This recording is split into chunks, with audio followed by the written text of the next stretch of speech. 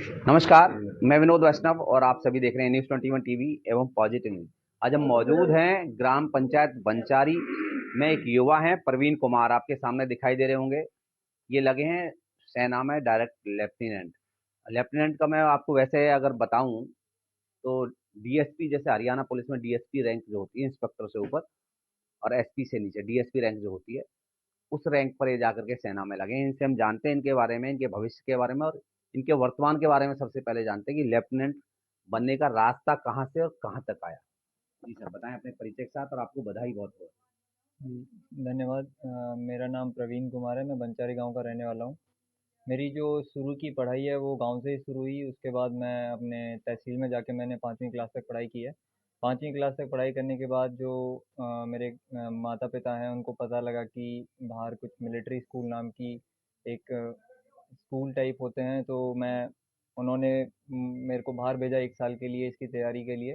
तो उसके बाद मेरा जो चयन है वो मिलिट्री स्कूल, राष्ट्रीय मिलिट्री स्कूल 5 हैं भारत में, उनमें हो गया।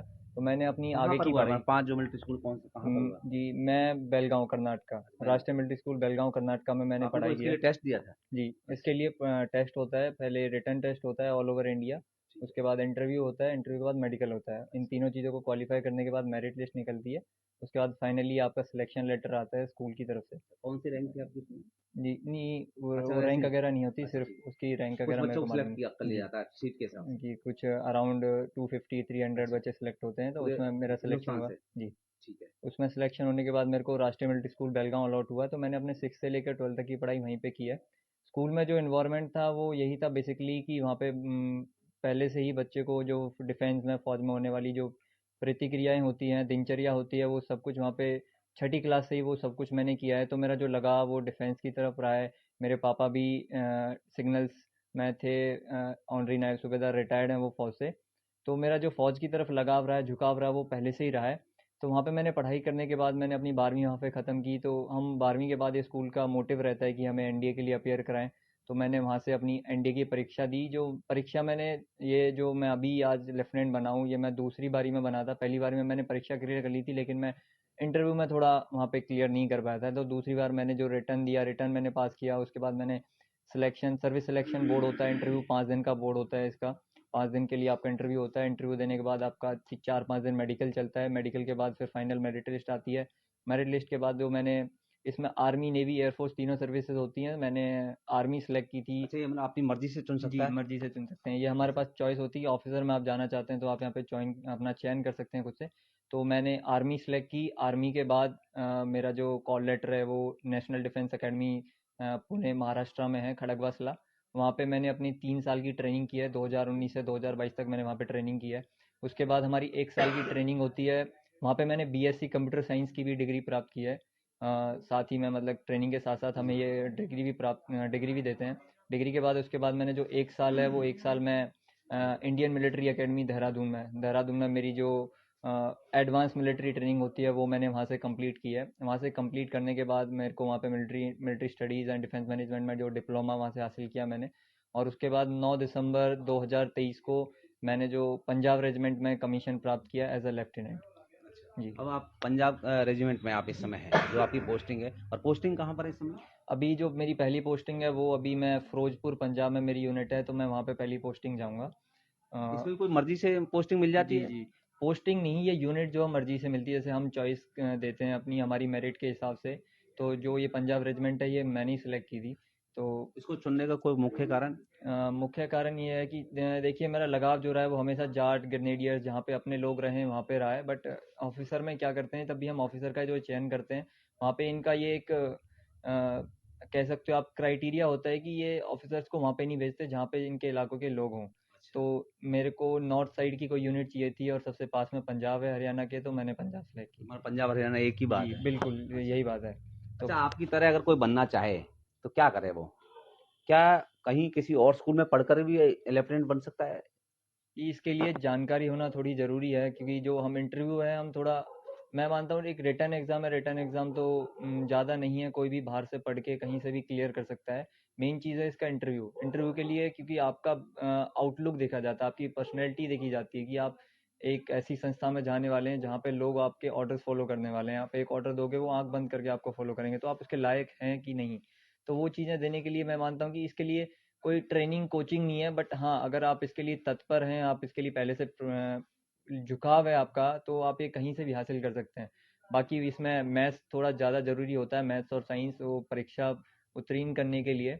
अगर आप वो एक बार कर लेते हैं तो 5 दिन का इंटरव्यू होता है, उसके लिए काफ़ी सारी कोचिंग सेंटर्स वगैरह हैं, वहाँ से आप बेसिक आइडिया ले सकते हैं कि इंटरव्यू कैसा होता तो है, क्या ऑनलाइन होता भी है। शिक्षा ली जा सकती है इसके लिए? जी बिल्कुल, ऑनलाइन ही मैं भी, मतलब मैं इतना झुकाव नहीं था मेरा कोचिंग की तरफ, तो मैं भी मानता हूँ कि कोचिंग इसमें इतना बड़ा हाथ नहीं होता कोचिंग का। तो ऑनलाइन में आप देख सकते हैं, बहुत सारी वीडियोज़ अवेलेबल हैं, टेस्ट कैसा होता है, क्या होता है, बहुत सारी बुक्स अवेलेबल हैं ऑफलाइन जो आप देख सकते हैं। बाकी आपका कोई नियर एंड डियर वन कोई करीबी है जो आपको इसकी जानकारी दे सकता है, तो ये ज़्यादा बेटर रहेगा कि ऑनलाइन जाने से अच्छा कि अच्छा, आप ये तरीके जो को पता करें। आप लेफ्टिनेंट जो बने, इसका सारा श्रेय किसको देना चाहेंगे आप? जी, मेरा श्रेय इसका जाता है पहले मेरे, सबसे पहले मेरे माता-पिता, जिन्होंने मेरे को मेरी जो टर्निंग पॉइंट था लाइफ का, वो स्टार्ट हुआ मेरे स्कूल में जाने से। स्कूल भेजने वाले मेरे माता-पिता जो मेरे को देखिए, एक बच्चे के लिए छोटे से दूर रहना, मैं 10 साल की उम्र का था तब से मैं बाहर हूँ। उतना ही कठिन होता है एक माता-पिता के लिए अपने बच्चे को भेजना बाहर। तो मेरी वही चीज़ है, मेरे माता-पिता ने मुझे बाहर भेजा, उन्होंने जो कष्ट सहे हैं और मैंने जो कष्ट सहे हैं, बाकी मेरा स्कूल, मेरे माता-पिता और स्कूल हैं जिनके कारण मैं आज यहाँ पे हूँ। जी। अच्छा, आपको कोई ऐसा मौका मिला देश के लिए कि जो आप सबसे आप पहले करना चाहते हैं, तो कोई ऐसी बात बताएं। आपको कोई मन की कोई इच्छा हो कि आप अब इस पद पर पहुंचे, अब मैं ये करना चाहता हूँ देश के लिए?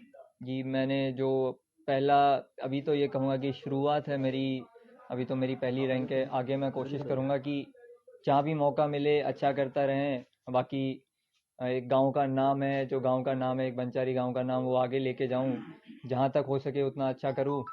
बाकी तो भगवान के ऊपर है, जहाँ भी जाएंगे जो भी होगा अच्छा ही होगा, बाकी अच्छा, देखते आपके हैं। गांव के सरपंच हैं जी। सीताराम, ये युवाओं के लिए बहुत कोशिश करते हैं। मैंने खुद ने देखा है कि इन्होंने अपने निजी कोष से बसेस के द्वारा या प्राइवेट व्हीकल्स के द्वारा सेक्टर 12 खेल ग्राउंड में बच्चों को खेलने के लिए भेजा। आपको इस बारे में कुछ है पता है जी। कि सरपंच कुछ काम करते हैं युवाओं के लिए? जी हाँ, मैं भी इन चीज़ों से टच में रहता हूँ, गाँव से जो देखता हूँ, गाँव में जो भी खेल कूद जो भी युवाओं के लिए जो काफ़ी सारी चीज़ें आ रही हैं नई नई, मैं भी अवगत हूँ इन चीज़ों से। काफ़ी सारे बदलाव आए हैं गाँव में इनके आने के बाद। जो भी हमारा स्टेडियम था उसमें अभी, जो पहले इतनी फैसिलिटीज़ वगैरह नहीं थी, लेकिन अभी मैंने रिसेंटली देखा काफ़ी डेवलपमेंट्स हुए हैं। तो बहुत सारा जो एक युवा पीढ़ी को मोटिवेट करने के लिए, उनको थोड़ा प्रोत्साहित करने के लिए चीज़ें ज़रूरी होती हैं उसमें। ये हमारे लिए बहुत ज़रूरी है कि आने वाली पीढ़ी को हम थोड़ा मोटिवेट रखें, क्योंकि वही हैं जो आगे जाके हमारे भविष्य को झेलने वाले हैं, लेके आगे चलने वाले हैं। आप जी, माता जी जी, हाँ जी, कैसा लगता है जब बच्चे की वजह से नाम जाना गया? बहुत अच्छा लगता है। आप कुछ कहना चाहेंगे सर? हम आप भी बहुत सेना में अच्छा। रहे? मैं भी सेना में रहा हूँ सर। मैं भी 26 साल 19 दिन नौकरी करके कोर ऑफ सिग्नल्स में, और अब रिटायर जब हुआ था सेना में आप रहकर गए, 2016 कोई में। अपना अनुभव शेयर करना चाहेंगे आप अपने बेटे के साथ? हाँ, बेटे को बताया कि जो आर रैंक का है उसमें कुछ प्रॉब्लम्स आती हैं, तो उनको अनदेखी नहीं करना है, अच्छा, क्योंकि वहाँ पर सेना में कुछ मैं समस्या आती है मैटर्स उनको हैं, सुलझाते समस्या रहना है। सुलझाते रहना है और उनको कोऑपरेट करना है। चलिए, आप सभी इनके परिवार से ही हैं? हाँ जी। चलिए सरपंच साहब, आपको बधाई कि आपके गांव का बच्चा सीधा लेफ्टिनेंट बना है। कुछ शुभकामनाएं और कुछ मुझे कहना चाहेंगे भविष्य के लिए? मेरे को तो बहुत ज़्यादा गर्व है इस चीज़ का कि मेरी पंचायत में एक साल में एक मेरे गांव का अफसर निकला है, जो आगे चल के अपने गांव का, देश का आगे चल के नाम करेगा। बहुत खुशी होती है इस चीज़ की, और आगे मैं अपने युवाओं से भी उम्मीद करता हूं कि भाई सिर्फ पढ़ने पे ध्यान लगाइए, क्योंकि पढ़ाई ही हमारा भविष्य है। बाकी सुविधा दे सकता हूँ खेलने कूदने की, लेकिन करना युवाओं को ही पड़ेगा। मैं अच्छा, आप युवाओं के लिए कुछ कहना चाहेंगे? क्योंकि देखिए, आज युवा बहुत जगह पूरे संसार में, कह लीजिए पूरे देश, कई बार नशे की तरफ आ जाता है। उससे उनके लिए क्या कहना चाहेंगे आप? कि मैं कहना चाहूँगा कि आजकल की जो हम बात करते हैं, वो आजकल अगर कहीं अंतर आता है तो वो है जानकारी के मामले में। आजकल के जो युवा हैं वो जानकारी के मामले में पीछे हैं। तो मैं कहना चाहूँगा जो भी वो चीज़ें हैं जैसे आगे पीछे करते हैं, ये दारू वगैरह पीना, नशे करना, सिगरेट पीना, ये चीज़ें अभी उनको शोभा नहीं देती। एक बार अगर वो अपनी ज़िंदगी में कुछ करने का सोचिए, कुछ सपने देखिए, उन सपने को पूरा करने के लिए कुछ मेहनत करिए। अगर आप कुछ कर पाते हैं इन चीज़ों में, अगर आगे बढ़ पाते हैं, तो भी आपको, मैं तो कहूँगा कि इन चीज़ों को रहने दीजिए, इनको करना कुछ ठीक नहीं है। बाकी अगर फ़ोन वगैरह हम यूज़ करते हैं तो इन फ़ोन वगैरह को जानकारी प्राप्त करने के लिए यूज़ कीजिए, ना कि इनको उल्टी सीधी चीज़ों में लगाइए।